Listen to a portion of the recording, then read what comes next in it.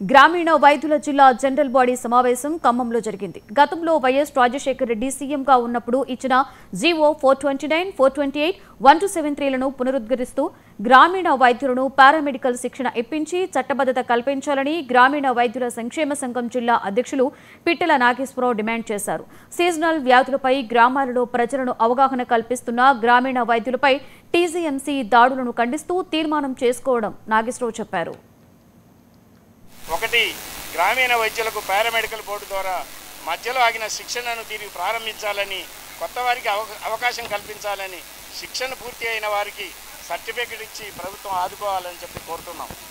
రెండవది, గ్రామీణ వైద్యులకు శిక్షణ నిర్వహించడానికి ప్రభుత్వం వెంటనే బడ్జెట్ విడుదల చేయాలి. మూడవది, గ్రామీణ వైద్యులు ప్రథమ చికిత్స మాత్రమే చేయాలి. నాలుగవది, గ్రామీణ వైద్యుల సంక్షేమ సంఘం సభ్యత్వం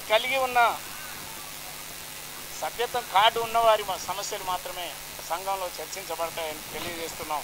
అలాగే గ్రామీణ వైద్యులకు ఇప్పుడు ఏదైతే ఇందిరమ్మ ఇండ్లు కడుతున్నారో, మరి మేము గ్రామాలలో ఉంటున్నాం, మాకు ఇండ్లు లేవు, మేము కిరాయిలలో ఉంటున్నాం కాబట్టి ప్రభుత్వం ఖచ్చితంగా కట్టించాలని విజ్ఞప్తి చేస్తున్నాం. అలాగే గ్రామీణ వైద్యులకు చట్టబద్ధత కల్పించాలని ప్రభుత్వాన్ని కోరుతున్నాం.